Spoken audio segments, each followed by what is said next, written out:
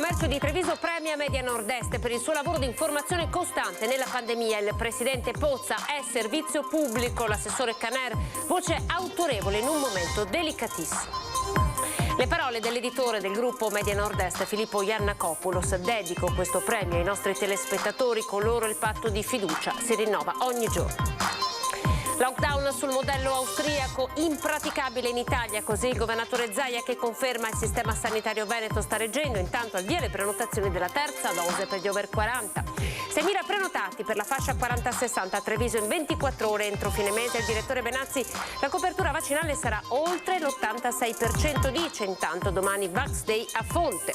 Ville nel mirino a Mogliano, la paura degli imprenditori, i proprietari delle ville tra Zerman e Terraglio, difficile sentirsi sicuri. La pistola. Solidarietà a Mogliano del sindaco di Treviso, Mario Conte, che come presidente ANCI Veneto scrive una lettera al ministro dell'Interno per chiedere più forze sul territorio. Campagna shock per la sicurezza stradale a Resana. Davanti al monumento dei caduti compaiono 2 auto distrutte, i messaggi da leggere. A Castelfranco lezioni di sicurezza stradale al liceo Maffioli. La grande arte a Treviso, oggi l'inaugurazione del ritratto del Doge Francesco Erizzo a Santa Caterina, ma si guarda al 2022, l'anno del grande rilancio, con 2 mostre. Ben ritrovati, buonasera. La Camera di Commercio premia Media Nord-Est per il suo lavoro di informazione costante durante la pandemia. Le dichiarazioni del presidente Pozza, che ha detto è servizio pubblico, e l'assessore Caner, una voce autorevole in un momento molto delicato. Per aver abbracciato la filosofia del servizio pubblico nel difficile periodo della pandemia da Covid-19, dimostrando continuità, appartenenza e forte professionalità, in particolare per le dirette non stop condotte in studio e nei luoghi durante il lockdown, dando un fondamentale supporto alla comunicazione sociale ed economica del territorio. Queste le motivazioni che hanno portato la Camera di Commercio di Treviso Belluno a riconoscere il lavoro quotidiano del gruppo Media Nord-Est, Antena 3, Rete Veneta, Tele Nord-Est, Tele 4, presidi di un'informazione libera e indipendente capace di raggiungere oltre 1 milione di telespettatori al giorno, prima TV locale d'Italia. A ritirare il riconoscimento accanto al sindaco di San Biagio di Callalta, sede trevigiana del gruppo, l'editore Filippo Iannakopoulos. Una storia imprenditoriale che è storia del territorio, servizio pubblico, l'espressione più utilizzata da istituzioni e imprese in un pomeriggio dedicato ai premi al lavoro. Media Nord-Est sta facendo un servizio pubblico essendo un privato. Sono stati 2 anni difficilissimi, noi oggi consegniamo un premio che doveva essere consegnato 2 anni fa e credo che l'editore Iannakopoulos si merita questo premio perché professionalità e competenze si sono viste nelle sue reti. Media Nord-Est ha dimostrato in questi anni di essere una TV che è cresciuta molto sul territorio, che ha dato un servizio importante non soltanto alle istituzioni ma ovviamente alla gente comune, un'informazione locale e non solo, che diventa sempre più fondamentale e fuori dal coro. Una storia, quella di Media Nord-Est, che si rinnova ogni giorno attraverso la cronaca, un vero e proprio patto con i telespettatori, a dirlo anche un veneto d'eccezione. Date un servizio all'ascoltatore sicuramente più vicino a quelle che sono le esigenze di chi vive in Veneto, di come piuttosto potrebbe farlo un servizio nazionale che sì, anche se si appoggia a giornalisti locali, non può avere questo sentore. Voi avete il polso del territorio perché ci vivete. Giornalismo dunque del territorio, lusingati ovviamente di questa definizione. Ora vi facciamo ascoltare le parole dell'editore Filippo Iannakopoulos. Un premio che io penso sia un premio a tutti i cittadini che ci seguono. È un premio per la fedeltà al lavoro, ma io dico un premio per la fedeltà al territorio.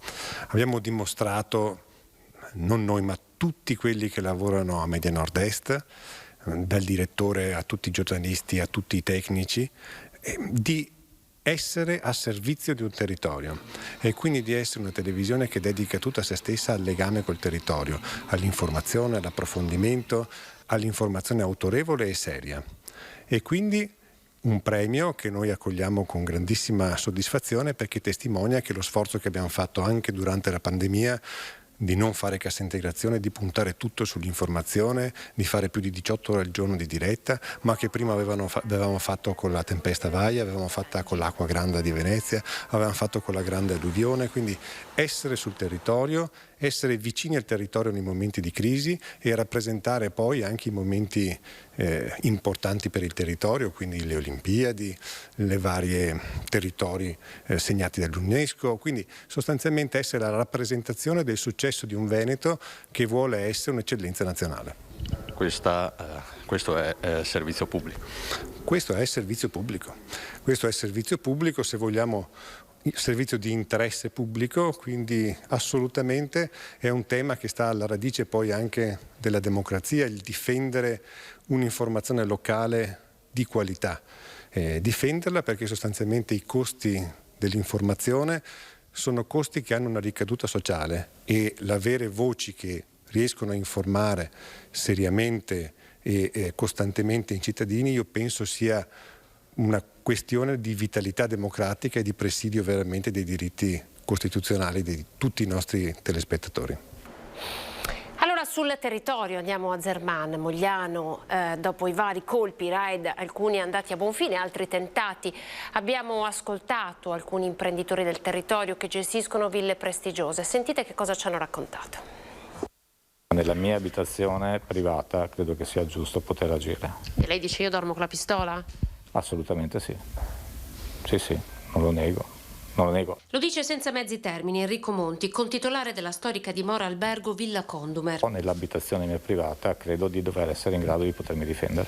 La chat tra vicini imprenditori attiva sul suo telefono in questi giorni è bollente. Monti, una banda di ladri, l'ha vista in azione con i suoi occhi mentre tentava di entrare scavalcando il muro di cinta della villa in cui viveva allora e che oggi, guarda caso, è dell'amico imprenditore Nicola Giol, quella presa di mira dalla banda di ladri martedì scorso, ricercata in queste ore, con tutta probabilità responsabile del secondo assalto poi sventato dal custode. Sanno dove andare sicuramente. I nomi sono i nomi più importanti della provincia di Treviso o Venezia e quindi sicuramente sanno dove mettere le mani. La preoccupazione comunque esiste e io penso che anche gli abitanti dei paesi che girano per strada la sera dovrebbero anche tutti quanti veramente dare una mano importante, oltre alle forze di polizia che ci stanno mettendo l'anima in questa cosa, però tutti noi dovremmo cercare di dare una mano.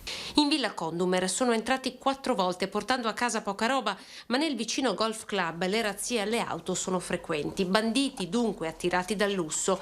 Dei colpi alle auto in parcheggio troviamo conferma anche nelle parole della responsabile eventi di Villa Braida, altro gioiello a pochi chilometri di distanza. C'è stato un periodo in cui aprivano le macchine in continuazione, soprattutto ai clienti con macchine di un certo tipo, posizionate le telecamere in parcheggio, dal giorno dopo non è più successo.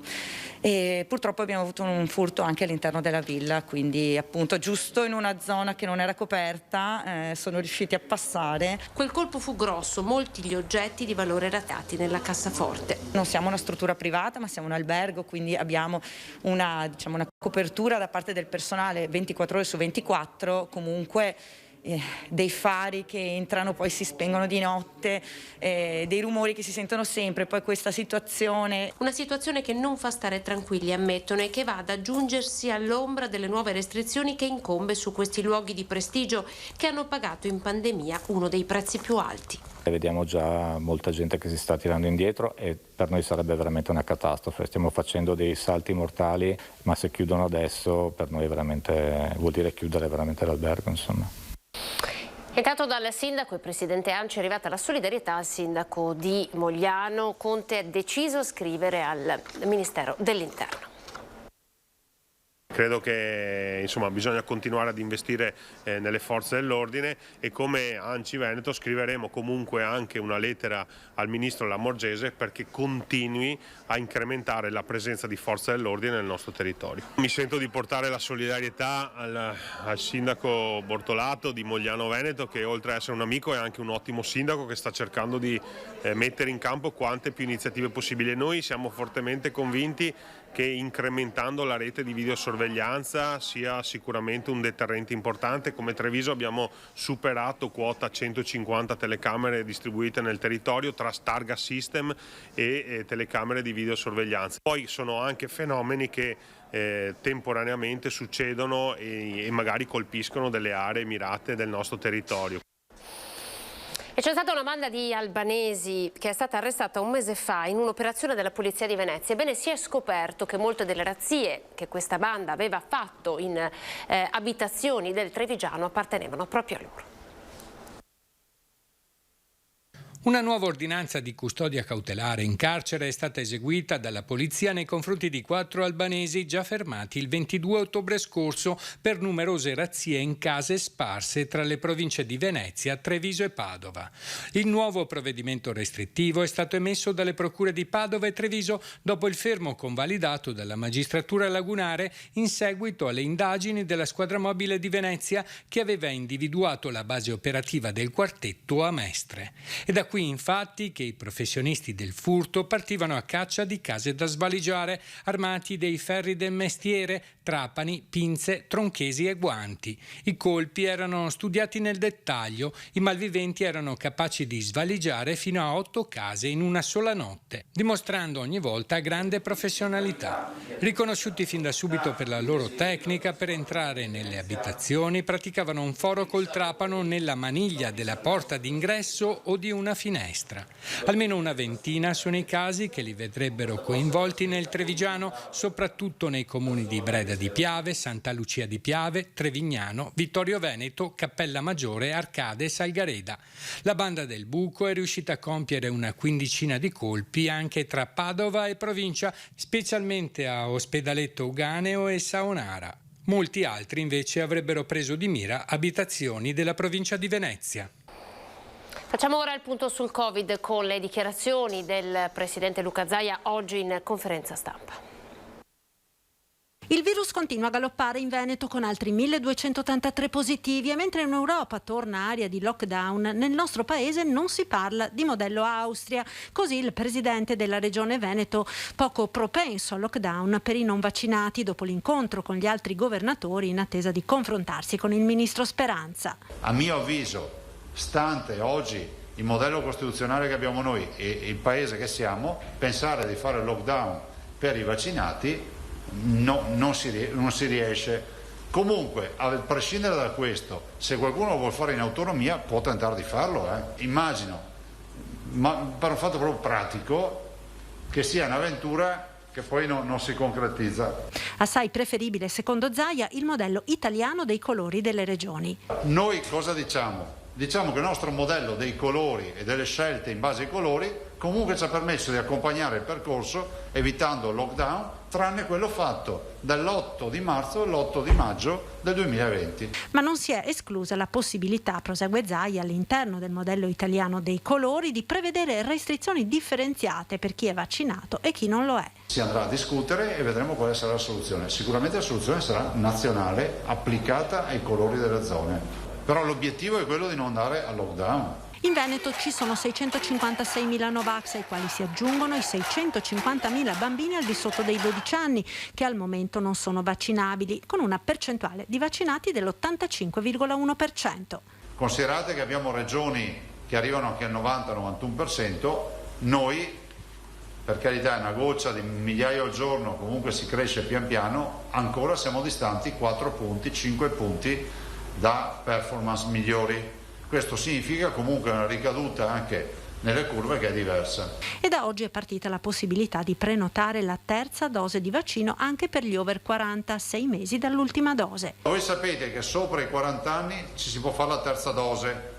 Con la scelta di ieri, delle ultime ore, i quarantenni non vanno più dal 1° di dicembre, ma dal lunedì. Il sistema di prenotazione è sempre quello del portale regionale, utilizzando il codice fiscale e gli ultimi 6 numeri della tessera sanitaria. Oltre 1.647.000 i veneti che al 31 dicembre matureranno i 6 mesi dalla seconda dose per poter fare la terza. Il 27% l'ha già fatta o si è prenotato. Intanto la situazione dei ricoveri per Covid è ancora oggi gestibile, prosegue Zaia, ma gli ospedali sono presi d'assalto anche per tutta una serie di patologie respiratorie che hanno ripreso a circolare massicciamente in Veneto. Per quanto riguarda le scuole si nota un netto incremento dei contagi, con il 63% degli alunni positivi che frequentano la scuola dell'infanzia. Per quanto riguarda invece le fasce d'età più giovani c'è un netto aumento della fascia 0-14, proprio quella dei bambini, insomma dei soggetti in età scolare, mentre nelle altre fasce d'età un po' più contenuto. Treviso terza dose per la fascia 40-60, sono già 6.000 i prenotati. Sono già 6.000 le prenotazioni arrivate sul sito dell'ULSS, marca trevigiana, di persone tra i 40 e i 60 anni per effettuare la terza dose, programmate a partire da oggi e per tutta la settimana, lo riferisce il direttore generale Francesco Benazzi. I dati elaborati continuano anche per la marca a confermare il trend di crescita del numero dei contagi. Il tasso di positività parla di 168 casi per 100.000 abitanti, ma il dato che più racconta la fisionomia di questa quarta ondata è che di questi 168 1 su 3 a meno di 19 anni. Rimane stabile il numero dei ricoveri, 77, mentre sono 3 le persone ricoverate in terapia intensiva a Treviso. Confortante invece il dato sulla campagna vaccinale, che a Treviso ha numeri importanti, con l'82,3% di copertura sulla popolazione che ha accesso alla vaccinazione e che salirà all'86,8% al 30 di novembre sulla base delle prenotazioni effettuate. Intanto continua la campagna sul territorio. Domani sarà Vax Day a Fonte. Dalle 9 alle 12:30 potranno sottoporsi alla vaccinazione, che sarà effettuata in sala consigliare tutti gli over 12 residenti sia a Fonte ma anche nei comuni limitrofi. Potranno essere somministrate sia prime sia seconde dosi del ciclo di base, così come terze dosi sia booster che addizionali. Dopo Sarmede è il secondo Vax Day organizzato in accordo con l'amministrazione comunale nel territorio dell'ULSS 2. Dai vertici nazionali di Confindustria il pressing per l'obbligo vaccinale possibilista il presidente di Assindustria Veneto Centro oggi all'Assemblea a Padova. Ecco, il presidente Bonomi parla di obbligo vaccinale da valutare, lei cosa dice? Io dico che può essere una soluzione, però lascerei che questa soluzione la prenda il governo e l'Istituto Superiore della Sanità, che sono le persone secondo me che riescono a darci le risposte più specifiche e giuste. Tra le problematiche che vediamo, questa dell'aumento dei contagi è una problematica seria. Io spero che non si debba arrivare a soluzioni estreme, ma a soluzioni positive, che facciano in modo che le nostre aziende possano continuare a lavorare. Le nostre aziende fin da subito durante il primo lockdown si sono dimostrati luoghi sicuri dove lavorare, e quindi abbiamo fatto di tutto per cercare di dare continuità alle nostre aziende. Se abbiamo pagato un conto salato anche proprio in termini di decessi all'inizio di questa pandemia, io penso che dopo tutto il nostro paese si sia invece dato delle regole precise, organizzato, e io penso che anche in quest'ultimo frangente, cioè del Green Pass obbligatorio, sia stato affrontato con molta disciplina dalle aziende e dalle sue persone, e questo abbia fatto in modo che adesso non siamo nella situazione di Germania ed Austria, cerchiamo proprio di non arrivarci. Torniamo a parlare di Grande Treviso. Smina il campo dalle polemiche il sindaco Mario Conte, nessuna sovrapposizione con la provincia, dice, e rimarca il suo sostegno a un Marcon bis.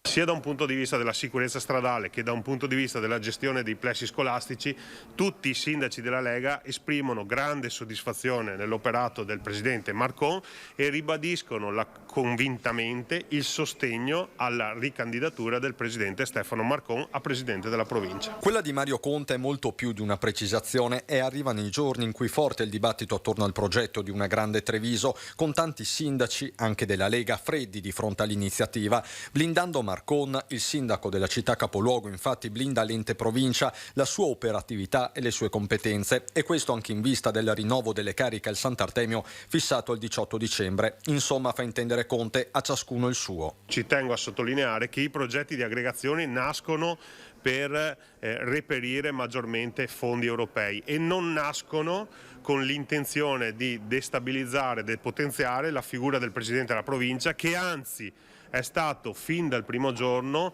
sostenuto e apprezzato nel suo operato da tutti i sindaci, sicuramente quelli che io rappresento della Lega e del territorio provinciale di Treviso. E a proposito di territorio provinciale, inevitabile guardare all'esperienza che sta maturando nella fascia pedemontana con i sindaci dell'area, che proprio in vista del Piano Nazionale di Resilienza hanno già messo le basi per un'intesa, come sollecitato dallo stesso governo Draghi. Accolgo davvero con grande entusiasmo questa iniziativa del comune di Montebelluna, che insieme a Castelfranco e gli altri comuni della Pedemontana si stanno aggregando per affacciarsi al mondo del PNRR.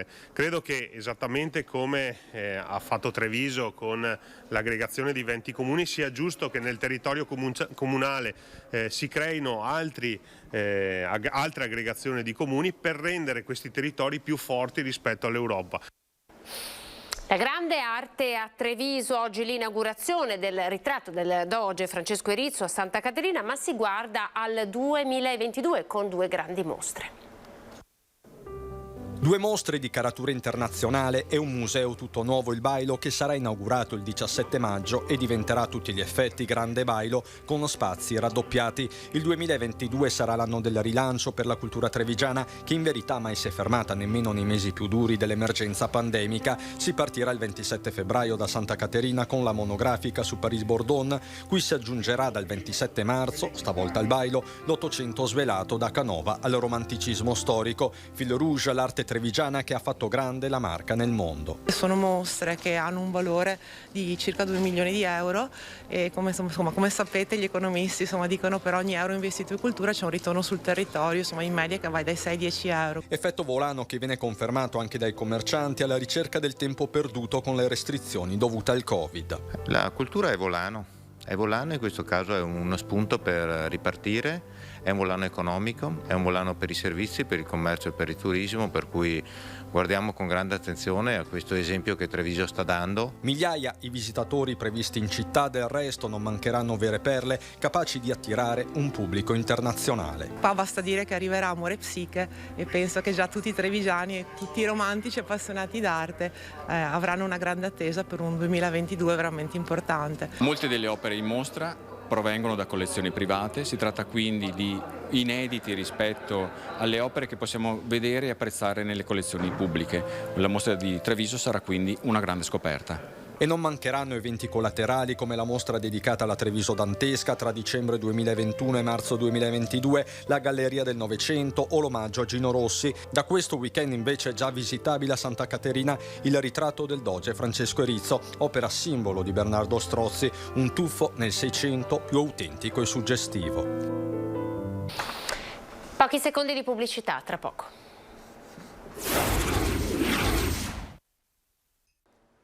Ben ritrovati con l'informazione di TG Treviso, con le immagini. Ora andiamo a Resana per una campagna shock per la giornata per le vittime della strada e la sicurezza stradale.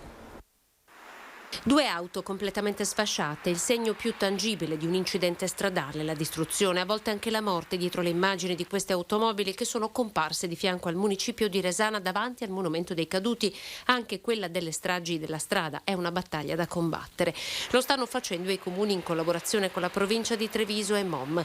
Resana, in occasione della giornata nazionale per la sicurezza stradale, ha voluto partecipare così, con una campagna shock. Accanto alle auto messaggi come questo: rallenta, la tua famiglia ti sta aspettando. Andate piano, cercate di rispettare le regole, cerchiamo di dare precedenza alla vita prima che sia troppo tardi. L'iniziativa del Comune di Resana segue e si coordina con quella lanciata recentemente dalla provincia di Treviso. Questa mattina a Castelfranco Veneto la nuova lezione di sicurezza stradale agli alunni dell'Istituto Mafioli e la presenza del presidente della provincia Stefano Marcon, delle forze dell'ordine, vigili del fuoco, motorizzazione civile.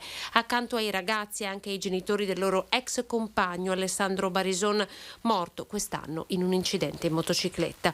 15 plessi che saranno interessati alla campagna.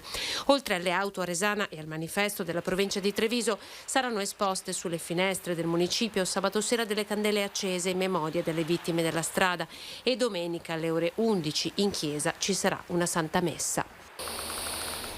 Dopo i tagli al servizio di polizia dei supermercati Panorama, queste le richieste dei lavoratori raccolti oggi in presidio davanti all'ipermercato in Viale della Repubblica. Sentiamo. Noi chiediamo più decoro, più pulizia, più igiene all'interno del supermercato e più condizioni lavorative meno pesanti per quanto riguarda i lavoratori. Queste le richieste dei lavoratori di Pampanorama, oggi in presidio davanti al supermercato in Viale della Repubblica.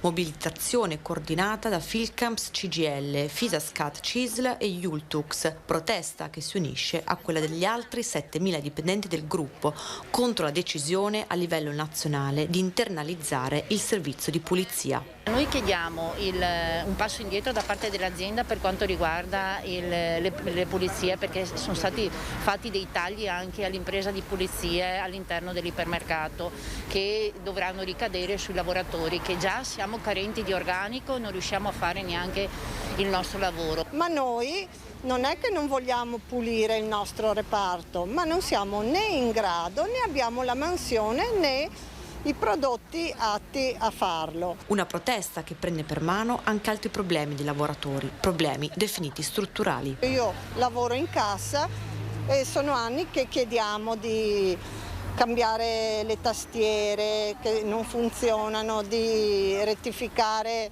i collegamenti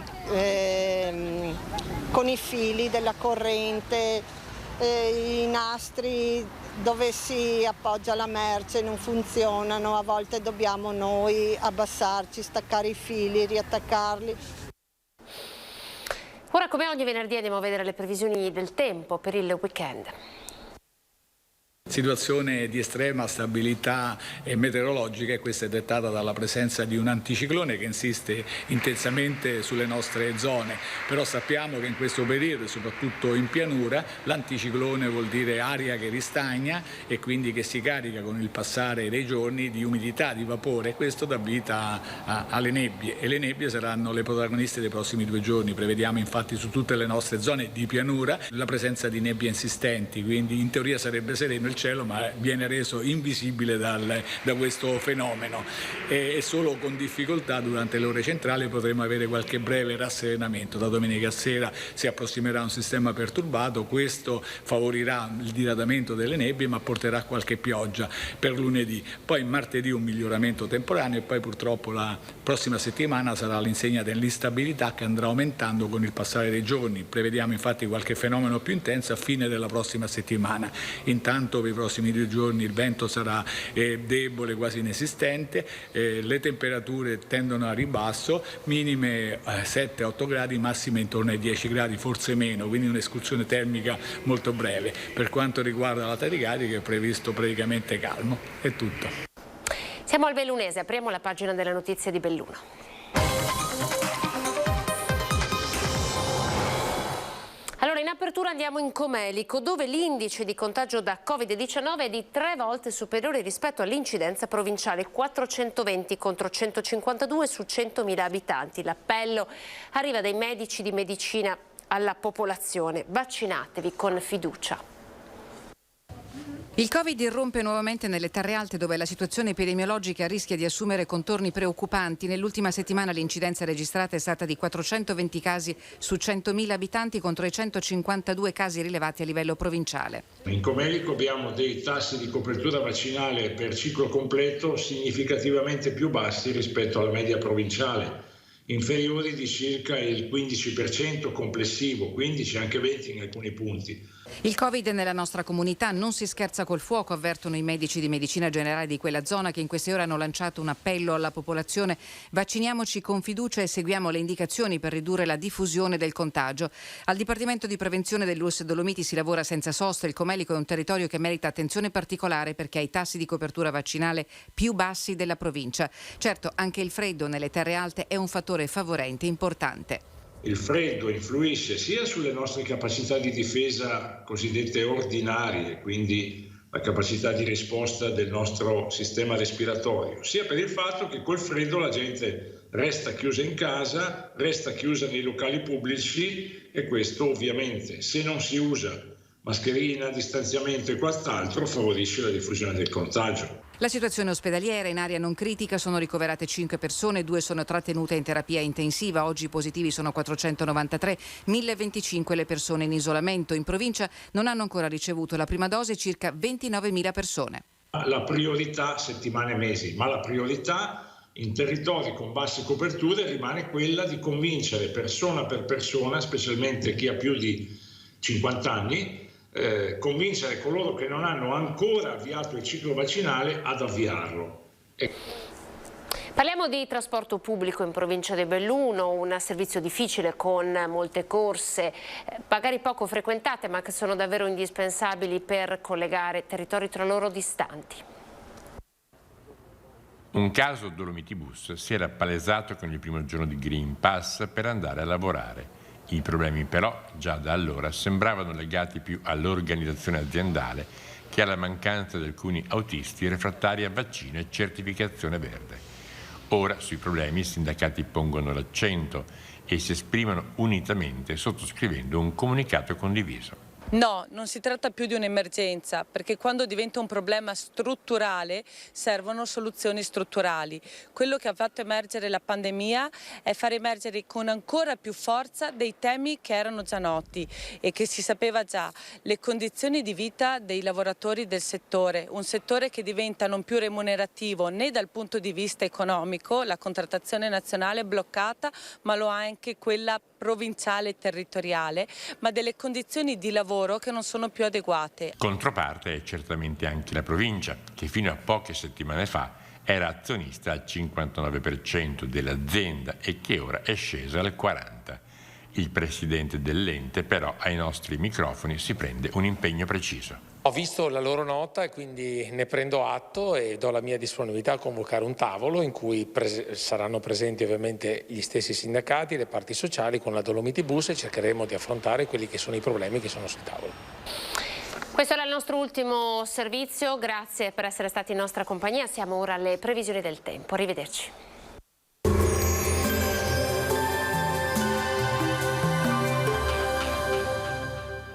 Da oltre 30 anni intrecciamo la nostra storia con la storia di ognuno di voi.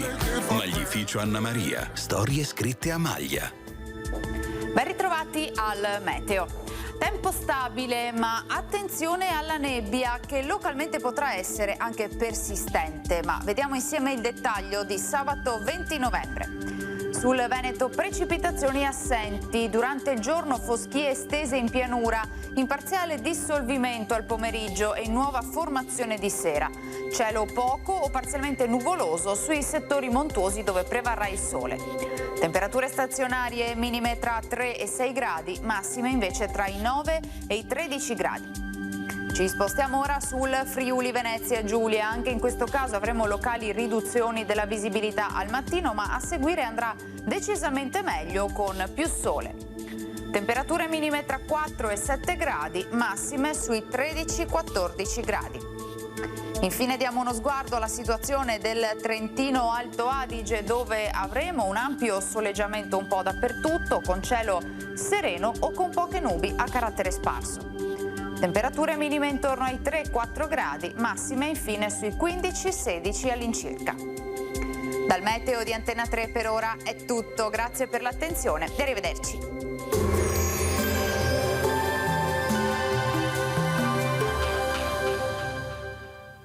Passa a trovarci nei mercati e negozi più vicini a te e nel nuovo punto vendita di Treviso.